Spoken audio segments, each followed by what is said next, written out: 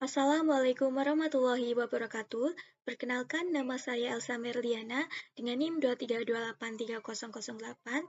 Pada video kali ini saya akan menjelaskan hasil dari pembuatan website saya mengenai Django Framework Bootstrap. Di sini saya membuat website tentang e-commerce yang berjudul Toko Roti Manis. Website saya namai folder web UAS yang terdiri dari 3 halaman utama. Yang pertama itu ada halaman pertama, halaman kedua, dan halaman ketiga. Di folder halaman pertama, kedua, dan ketiga, saya buat folder baru lagi yang bernama templates. Kemudian di dalam folder template saya buat file baru yang bernama halaman pertama.html. Penamaan file sesuai dengan nama folder. Kemudian di halaman pertama, kedua, dan ketiga saya buat lagi folder yang bernama statis. Folder statis ini berisi style CSS. Di halaman pertama, di folder templates, file halaman pertama.html berisi menu navbar, kemudian ada menu beranda. Di halaman pertama itu saya namai beranda, kemudian di halaman kedua itu saya namai menu, dan halaman ketiga itu saya namai kontak. Di halaman pertama, kedua, dan ketiga saya tambahkan script load Bootstrap 5, Bootstrap CSS, Bootstrap JavaScript, dan load static. Load Bootstrap 5 itu berfungsi untuk mengaktifkan Bootstrap 5.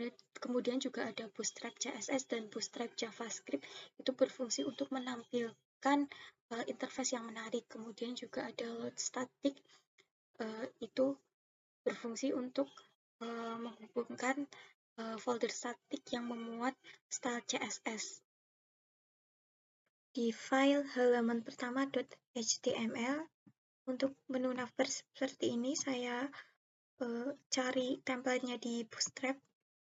Kemudian saya konekkan ke halaman pertama, halaman kedua, dan halaman ketiga. Kemudian ada hair section, itu beranda.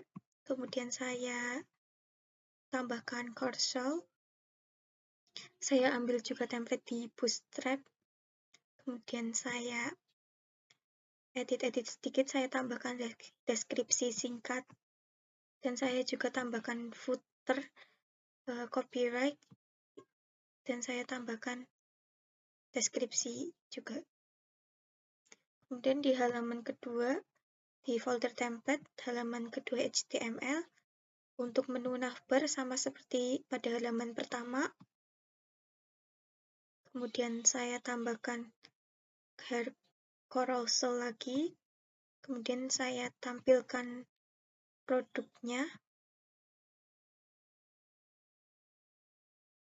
Di menu section itu ada berbagai jenis produk mulai dari roti dan minuman.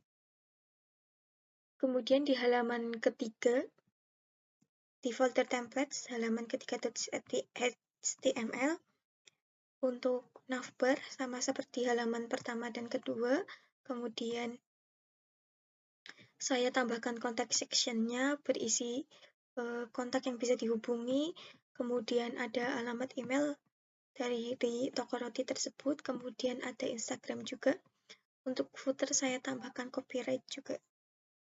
Kemudian masuk di halaman pertama, di file views.py, saya tambahkan script from Django http import http response dan return render request halaman pertama.html. Fungsi index request digunakan untuk menampilkan halaman HTML yang bernama halaman pertama.html saat pengguna membuka halaman tertentu di website Django. Hal ini juga berlaku di halaman kedua dan halaman ketiga sesuai dengan nama halaman. Masuk ke folder web UAS ketiga, masuk ke file setting.py. Di bagian bawah saya tambahkan static root. Hal ini berfungsi untuk menggabungkan folder proyek base.dir dengan folder bernama static. Kode ini dipakai supaya Django tahu di mana letak folder static. Berikut ini saya tampilkan hasil dari rancangan website saya dengan menggunakan bahasa pemrograman Python Django Web Framework Bootstrap. Pertama-tama kita masuk ke CMD atau command prompt, kemudian kita ketikkan cd di webwar karena nama folder webwar, kemudian enter, kita masukkan nv,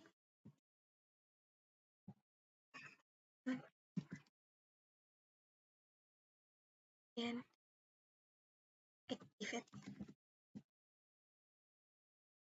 enter, kemudian kita panggil lagi foldernya, kemudian kita ketikkan py manage.py server.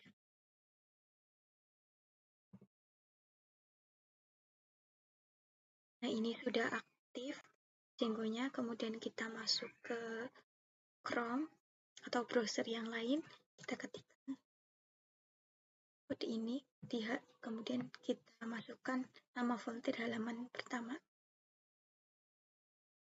Ini adalah tampilan dari website saya, website e-commerce yang saya namai Toko Roti Manis.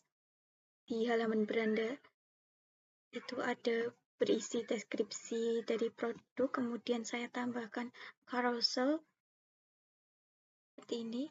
Saya ambil template-nya di Bootstrap, kemudian di sini juga ada menu. Menu ini berisi daftar menu roti, kemudian juga ada minuman segar juga. Di sini juga saya tampilkan harganya, kemudian ada deskripsi singkat dari produknya dan gambar dari produknya. Kemudian di halaman kontak, saya cantumkan nomor telepon, kemudian email dan Instagram. Di sini juga saya sedikit menambahkan deskripsi singkat. Dan di bagian bawah saya cantumkan copyright Toko Roti Elsa Merliana.